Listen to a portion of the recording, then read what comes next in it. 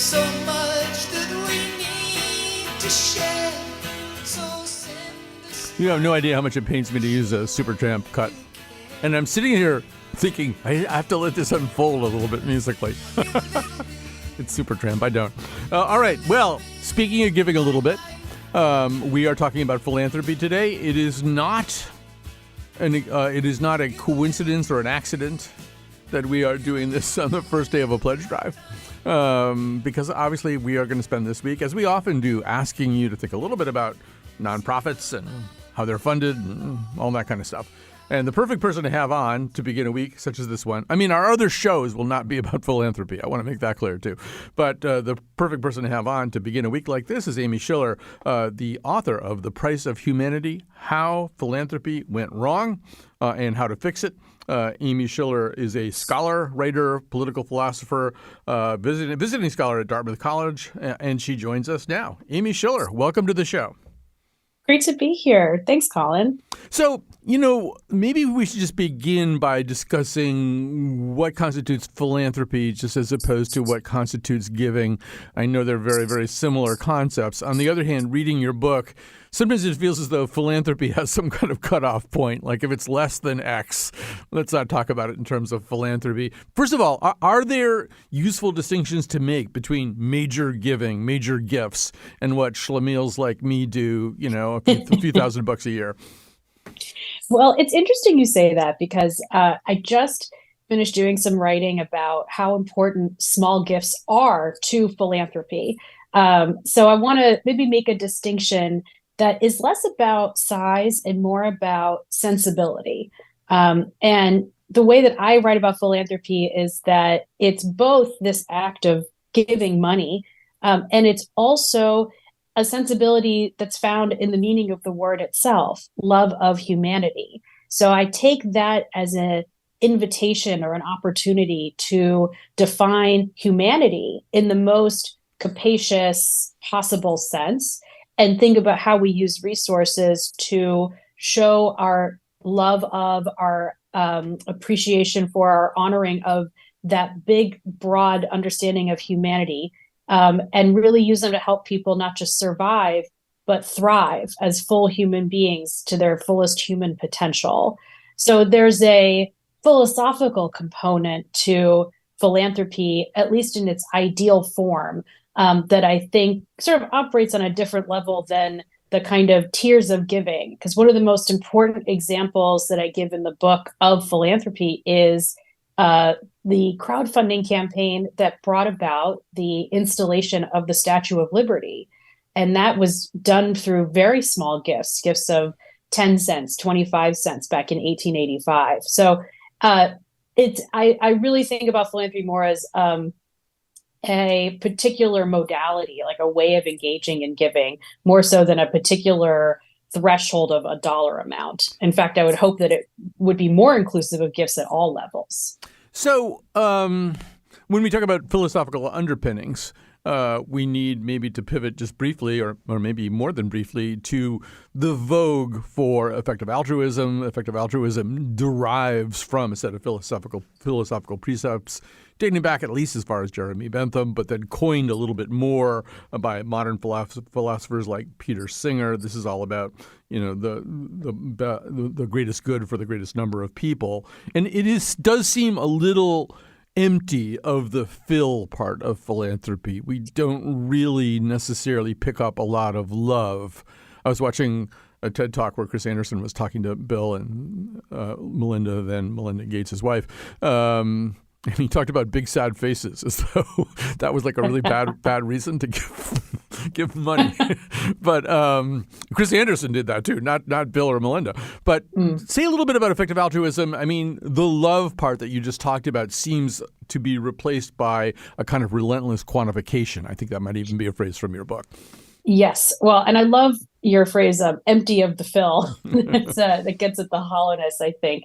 And I think the effective altruists are in some ways the strongest foil of mine in the book, specifically for those reasons that you point out. They have, many of them have this very rigid understanding of what constitutes good, what constitutes, when you're talking about the maximum amount of good, they often think about it in terms of volume, just sheer numbers of how many lives saved, how many quality life years added to people's lives, which isn't wrong. It's just that they're so rigid and absolutist about it that everything is reduced down to, have we saved more lives? Have we increased the number? And there's a kind of slipped in there of economically productive years. So there's also a kind of emphasis on people's working and their productivity as an indicator of the goodness of their life.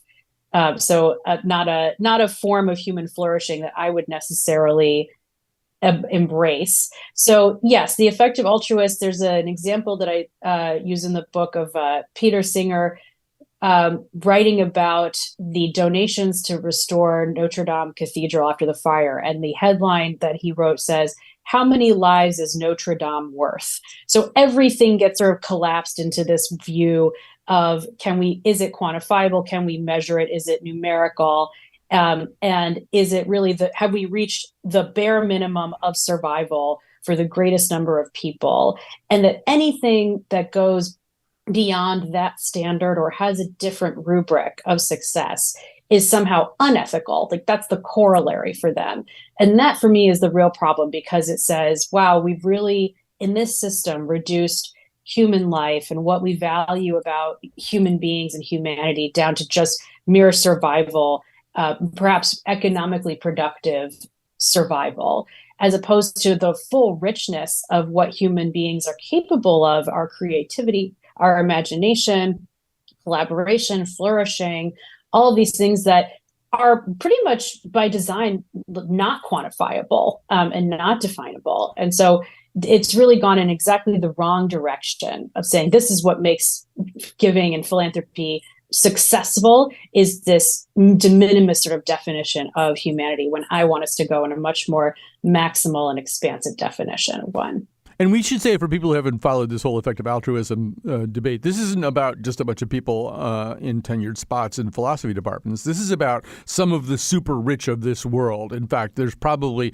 unfortunately for them, their poster boy turned out to be the wrong one, Sam Bankman-Fried. He's in prison right now. But beyond him, there are a lot of very well-known names who are subscribing to this particular thing. And I guess, Amy, are you worried at all about literally making the perfect the enemy of the good? It's better that they do a lot of bed netting and stuff like that and try to, eliminate malaria than that they do nothing. We'd like them to do something. Yeah, but that is the classic question. And the answer is, I'm rejecting, again, their absolutism. So in a way, they're the ones who have made their definition of perfect the enemy of the good.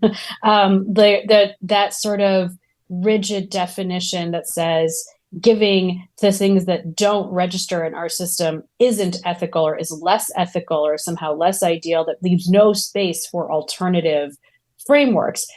So I'm not arguing against the idea that somehow it's good to save lives. I'm arguing against the idea that that's the only way to do good in the world, which I think is one of their really strong drumbeats. And I should say, regarding the wealth of the effective altruist, it's not a coincidence. And I think this is one of the other important downsides, because many effective altruists came up through this idea of earning to give.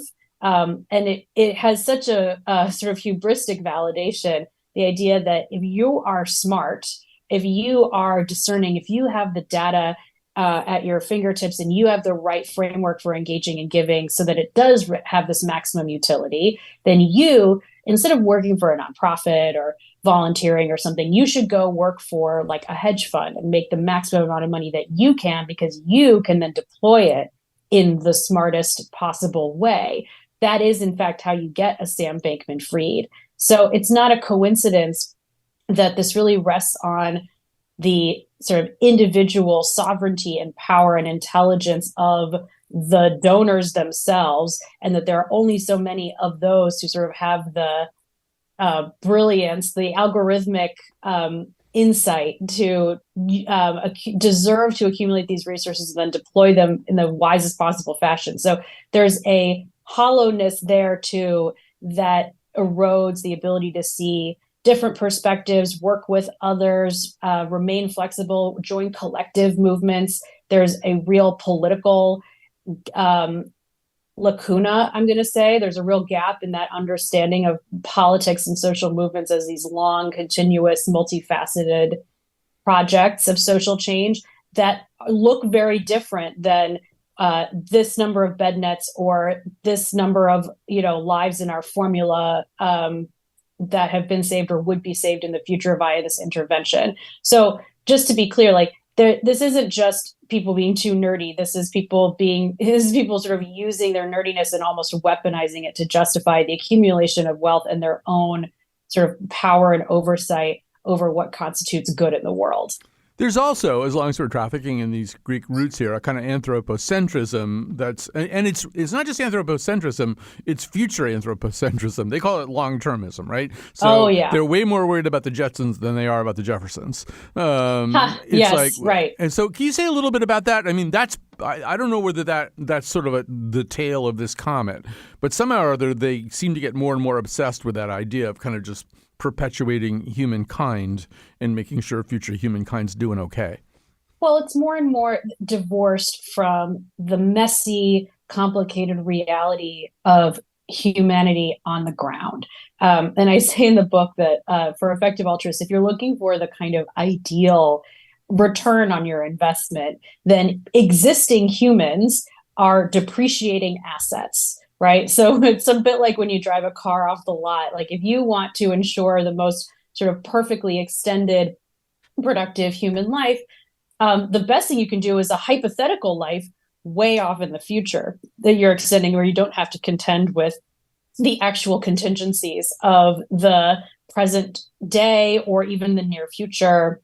You can just go way off into the hypothetical, far distant future and think about not saving hundreds of lives, but saving trillions of hypothetical lives. So again, it's the tale in that it's a form of giving that is very detached from human reality, human connection, human complexity, and really sort of withdrawn into this world of algorithmic calculation merely for their donor's sense of satisfaction and validation.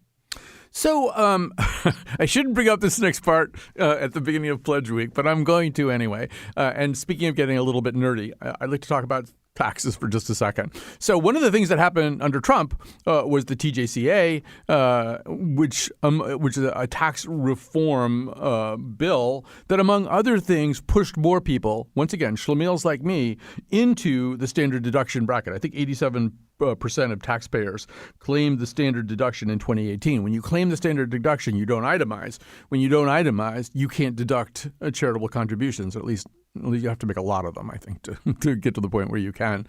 It seems about 25,000 if you're filing jointly. Yeah. You have to give away 25,000 a year to qualify for that. Right. Say a little bit about how you saw that shift. How does that look to you? Yeah. Well, this gets back to your earlier comment of like, is philanthropy something that only rich people do? And it was exactly this tax reform that I think exacerbated or put us in danger of exacerbating that perception, because exactly as you just so cogently explained, fewer people kind of register, are sort of legible as charitable donors, and see that giving incentivized or even acknowledged in any way through tax incentives. Now, I just want to pause and say, it's not that that's the only reason that people should give, but if we are going to have tax incentives and we are going to somehow reward people giving to nonprofits as part of civil society and a supplement to our government, which is how it ideally should function, then it's very unfortunate that those incentives are only present at the top income levels. So I have proposed in the book a couple of ways to like reverse that. And can we make the incentives more egalitarian? Can we provide, and this idea is extended from Rob Reich, a political theorist at Stanford, the idea of a flat tax credit instead of a tax deduction that sort of says more is more. So like the more you give, the more you can deduct. Could we instead look at incentivizing broader participation in philanthropic giving and find some way of rewarding small gifts that maybe proportionally are more meaningful to people's income than the gifts that are made at such high income levels and such high net worths. So yes, to the short answer to your question is that fewer people now itemize, like drastically fewer people, and that giving at small levels has dropped and overall giving is down about 3%, even though the top 100 nonprofits are up 4% this year in their return. So you're seeing a concentration of beneficiaries in the way that sort of mirrors the concentration of wealth and the sort of concentration, therefore, of almost like a worldview of what matters. So we're, instead of extending the pluralism of giving, we're shrinking it. I will say that my own series of personal, personal aperçus about this does, I think, take a pretty good Schillerian turn because, when the itemization was removed, and I'm thinking, because as you say, it's taking it away is a problem. I'm used to getting some kind of benefit from my charitable giving, so that bothered me, and maybe I'm not going to give as much. And then I would say, Amy, over the years since this has been changed, I've been doing, I think, one of the things you want people to do, which is give because it's right, give because it feels important, find charities that can really even benefit from my relatively small donation, which I've been able to do. And I don't know, I got over being crabby about losing my deduction at a certain point and looked at it on a more human level. Listen, I think you should get some kind of tax credit. Let me be clear. I don't want you to be I don't want you to be purely virtuous. I just think that the virtue should be more evenly distributed. But you are right that what I am hoping for is more thoughtfulness and more rigor about giving in a way that feels like an extension of our connection to others and to community and to our values, something that's a little bit more complex and multifaceted, and really takes a broader view of what we want our giving to accomplish than the kind of more transactional ways of engaging in giving that I think are often very encouraged. And you may be getting to this, but I wrote in the book about the ways that giving got conflated with shopping and commercial transactions, right? We'll have to pause before we get to that. In fact, we have to take a little break here. I just quickly do want to say one thing, and it's really more to the audience than it is to you, but I think it might be interesting to you too. So I have a number of friends who are considerably better off than I probably have, in the lowest 5% of income from my graduating class at Yale University. But a lot of my friends have really nice houses, and I was kind of going through a tough time with some health problems in my family. And so people were really nice, and they would say, oh, well, use my house and wherever, use my beach house, go get some rest or something. And which is lovely, and what I've done is say, okay, but tell me your favorite charity. I want to make some kind of a gift or something like that. And I've actually learned about a lot of fairly small charities as a result of that practice. All right, we're going to take a little break. We're going to come back with lots more Amy Schiller. This is about a 3-minute break where people are going to ask you to support this station, this company, this show. And so, yes, if it brings you joy, that might even be a good reason right there. What's wrong with the world today? What is wrong with the world today? You gotta think about it. Think about it. Good cop's been framed, put into a can on the money.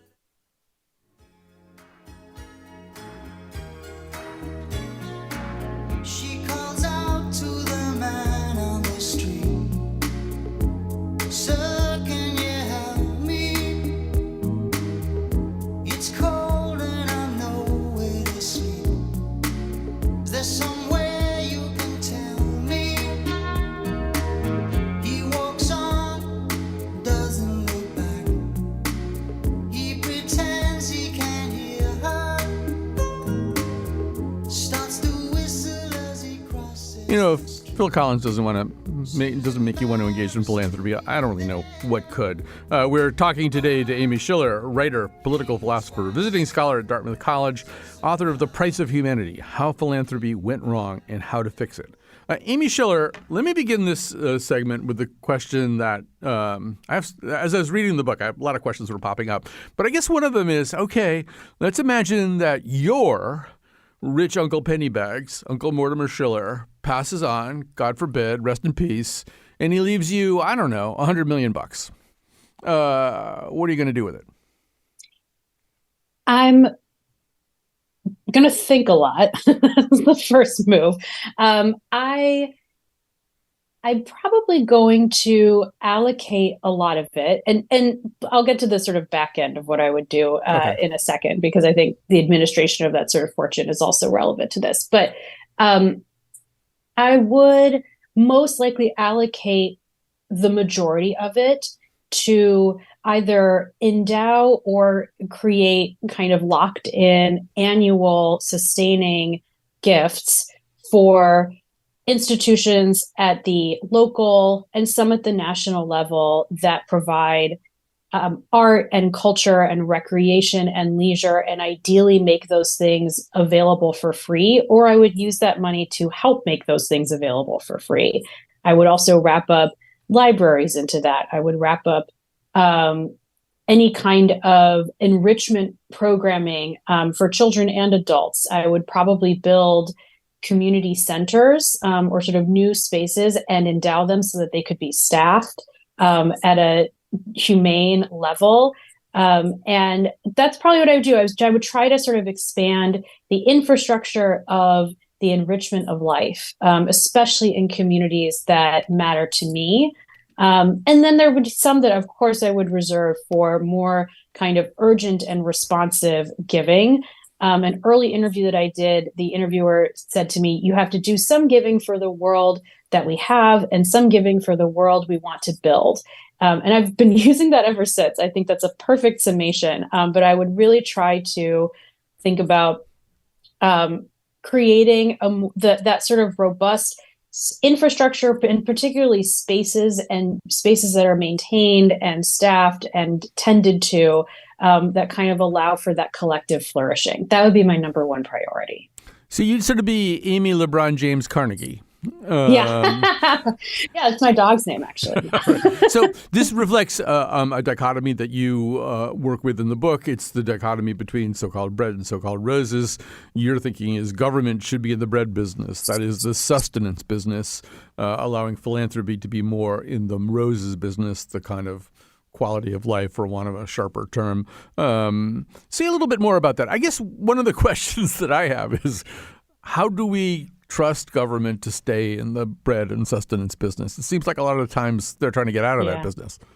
I mean, the problem. So the good news is that my book is a work of theory, and so the first thing I can say is this vision takes a very long view.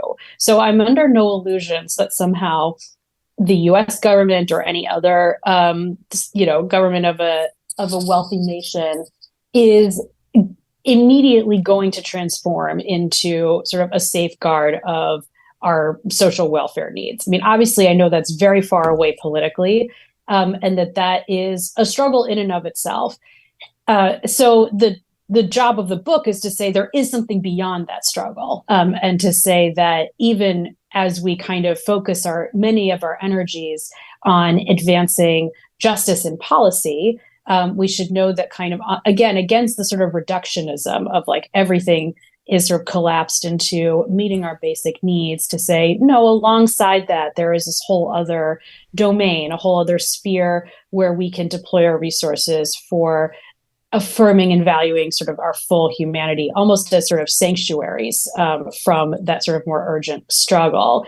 Now, to get a little bit more concrete about it, how do we trust our governments?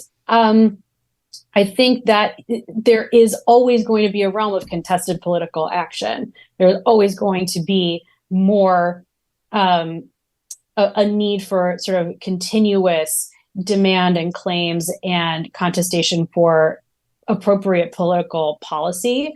And that is a whole domain of work that I value and I participate in. And the good news and the bad news about this book is that it does not claim to have any expertise on how exactly that ideal is going to be achieved in the near term, only that it is sort of a separate and important ideal, but distinct from that, the standards to which we should hold philanthropy. Yeah. I mean, I just think it sort of is important to bear in mind. I mean, if God forbid Trump got elected again, we knew what he did last time. He and his agriculture secretary, Sonny Perdue, they went to war against SNAP, which is, it's some people think of that as food stamps, but it's more than that now. But and my response was to give some money to the local food bank because I'm thinking they're not going to go hungry, because of me. Right. There's an interesting thing here, which is that something I think many people have noticed is that the rise of Trump is also kind of an extended symptom of this lack of a common world, of common spaces, of sort of collective life that gives people a sense of connection and thriving and meaning. So there is something, while not sort of directly confrontational, about creating those spaces and those institutions. There is something about sort of enriching the soil out of which our democracy grows by sort of using philanthropic dollars to create more of an infrastructure for being together in a collective, encountering one another, instead of just sort of atomizing into our own little sort of silos of increasingly polarized thought and sort of alienation. So now's a good time to talk about LeBron James. You do express some admiration for King James and how he's handled his public giving. Say a little bit about what you see him doing and why you like it. Yeah, the first thing that I noticed about LeBron, and this is when I knew I would write about him, is an interview that he gave when his school in Akron opened. It's the I Promise School. And he was asked, why does he give every student there a bike and a helmet? And his response was, when I was a kid, having a bike was what made me feel free.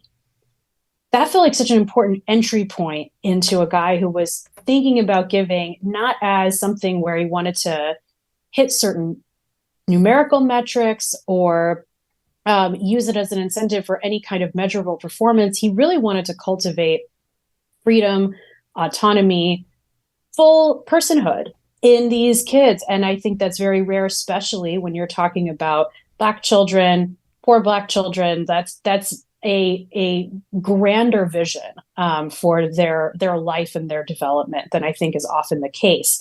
Then I found out that the I Promise School is not a charter school, but in fact a school governed by the public school system with a collective bargaining agreement, which is also very rare. So there's a sense of partnership with existing public, democratically governed institutions instead of that kind of disastrous model of parachuting in and building a fancy charter school. And there's all these sort of secret restrictions about who can attend. And, and it also undermines the teachers unions and collective bargaining that are sort of backbones of our public school system. And then the last thing I would say about his giving is everything that he does is providing a service, but also a sense of enrichment, a sense of beauty, a sense of connection, so that it's not just doing the bare minimum to meet social needs. It's very thoughtful in that he does do that. He does provide enrichment to the school families so that there's meal pickup, for example. But there's also a beautiful school. There's a beautiful housing center where people get yoga classes and art classes. There's a beautiful community center that has performing arts spaces. So there's a real sense of giving people not just what they need, but also a sense of dignity and connection and belonging to one another that will really lead them and their communities to thrive. All right. On that note, we're going to take another break, a very, very quick break. No one's going to ask you to pledge during this break. And then Amy Schiller and I will be back for our final segment together.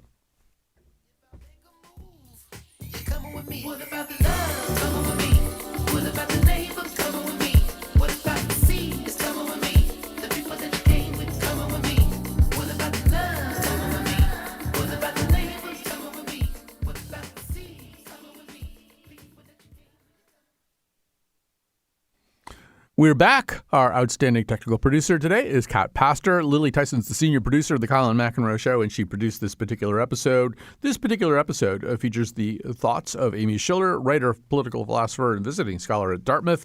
She's the author of The Price of Humanity, How Philanthropy Went Wrong and How to Fix It. So we haven't talked too much about very specific names in the world of philanthropy. One that we should probably talk about, well, actually, rather than having me bring it up, I'm going to have Trevor Noah bring it up. Kat, this is C1. Go right ahead. And as for Mackenzie Scott, how can you not love this woman, huh? Because she's exposing what billionaires don't want you to realize. Billionaires are always like, if you raise my taxes even a little bit, how will I have the money to feed all of my private jets, huh? But think about it, Mackenzie Scott has only been a billionaire for 3 years, and she's already given away $10 billion, more than her ex, Jeff Bezos, has given away his entire life. His entire life. And get this, she's still a billionaire. Don't forget that. All right. So Mackenzie Scott, yes, ex-wife of Jeff Bezos, yes, has Amy basically said she's planning to kind of go out. She's planning to unload, most of her wealth before she dies. How does she fit within your framework of thinking about philanthropy? I see so much to admire in Mackenzie Scott, with one asterisk. And I will say that asterisk gets sort of weaker and weaker by the day. But let's talk about what's great about her. So she is a really transformative force for one simple sort of almost administrative detail alone. And that is that all of the nonprofits that she gives her money to, she gives it unrestricted. And that is this very sort of simple, understated rejection of this idea that philanthropists need to be so highly sort of controlled and designed and be so highly strategic in their giving, to the point where they place all these burdens on their grantees to make their work conform to the donor's worldview and to the donor sort of rubric of what constitutes success. There's this way that a lot of major donors give that extends their control into the nonprofit's work. It's as if it sort of remains their money, and then the nonprofit acts as this sort of like pass through. And the fact that Mackenzie Scott gives unrestricted and gives in this very trusting way is really revolutionary. And I think more people should follow that example. She is also giving so against the grain on multiple levels. So she is not giving to elite institutions, which I think is basically to the good. She is giving to a lot of local organizations. And I'll get into sort of where I think there's room for her to improve. But she's giving to local organizations. She's trying to find places that have smaller budgets where this could make a huge difference. And she's, again, sort of giving these transformative gifts and giving them to nonprofits without requiring them to sort of chase her down. So really removing the burden of that labor from the nonprofits themselves and freeing them on sort of both ends of the gift, both like removing the mandate to sort of seek that gift and solicit it, and also most mandates to kind of report back on it and kind of make it, show some kind of report out that will satisfy her expectations. She's not giving with expectations, and that's great. Where I have some curiosity, I'm going to say, remaining curiosity about her giving as it evolves over time, is whether or not what she is doing is actually creating new structures, new infrastructures, new bases of power and security for the people that she's trying to help. In other words, are these major gifts sort of extending the annual budgets of these organizations for several years? Are they going to actually create something new, create some sense of leverage or security, or are they sort of merely palliative in their effect? And then the kind of final point on that is that she does seem quite concerned with racial and economic justice. But her giving is not targeted at the causes for the most part of those injustices. So in the book, I do mention that if she really wanted to transform, economic justice, she could dump $1 billion into the Amazon workers' strike fund. And I say that a little bit facetiously, but there is something to be said for her becoming more confrontational, more sort of systemic in her focus about sort of what the upstream causes of injustice are and whether or not her enormous resources could move the needle, particularly when it comes to sort of policy or practices, or sort of workplace practices that would really make a difference in people's lives. So I think there's a lot to praise about her, but I hope that her giving is done in such a way that it actually doesn't just transfer money, but transfers power to people in a way that I think actually really matters to her. I mean, she does seem to see a big picture or a whole field kind of the way you want people to. I was reading some of her stuff that she has written in Medium. She talks about a growing body of research, contains examples of gifts that sort of create unanticipated benefits, bike lanes designed to protect cyclists, improve local retail sales and property values for everyone, seat belt laws adopted to protect young children, saving the lives of people of all ages, et cetera, et cetera. But Amy, we don't have a lot of time yet left. And one of the things I wanted to just probe out a little bit was that idea of structural change. And this is not so much about Mackenzie Scott, because I don't think she's necessarily looking for tax advantages anymore, but a lot of people are. And as you know better than I, once again, the tax laws are kind of set up to penalize that. A 501(c), which is sort of a pure, nonprofit or quote unquote pure nonprofit operation, is tax deductible if you give to it. A 501(c)(4).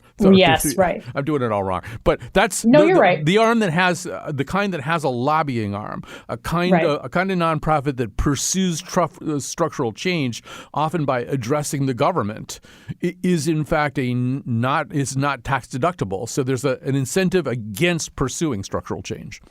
Right. That's really right. And I think I'll say two things about that. One is that that's kind of why these questions of justice are sort of, to me, in the political lane, which is really important and active. And you absolutely should be using your time and your resources for activism and for political change and for political campaigns and advocacy. And there's, again, it's gray and it might be a bit uncomfortable, but I think to me, that's where there's a distinction from philanthropy, which has more to do with these sort of evergreen pursuits of affirming human value that are not sort of responsive to a political climate, but actually kind of create the broader environment in which we kind of show up in the world and engage in activism. And I do want to say that when I mentioned the things I would give to with my $100 million windfall and creating cultural infrastructure, that I would include public radio in that for sure, as a thing that sort of creates that sense of collective connection and purpose and people sort of sharing in a common experience. Yes, I agree with you that philanthropy is not a tool necessarily for this sort of systemic policy change, and that we should be working towards that, but that there is a whole other domain of things that help sort of shape and constitute us as the people who show up to engage in that work and show up for one another in all kinds of ways as full human beings. And that's what philanthropy can really offer that no other kind of resources can.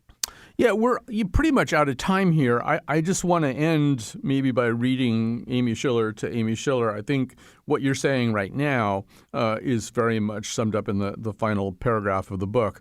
The project of philanthropy is to make the earth more of a home and to encourage inhabitants of the spaces and institutions it provides to feel at home in the world. Ours is a world for humans. It should serve all of us, not the few who can exploit the many for maximum profit. The money we use to build the common world communicates our belief in that world and in all who inhabit it. It affirms the value of humanity beyond price. That's, I don't know, you got 30 seconds if you want to add to that. I put it at the end of the book for a reason. Yeah. It's exactly right. I'm glad that resonates with you. It is a hopeful vision. It might seem far, but that is the work of theory and of writing and imagination. And I'm honored to have engaged in it with you. All right. We were honored to have you. Amy Schiller. The book is The Price of Humanity, How Philanthropy Went Wrong and How to Fix It. Now we are going to take a break in which very lovely people are going to ask you to support this particular enterprise, which is not for profit, which is dependent on your donations. Please stand by us.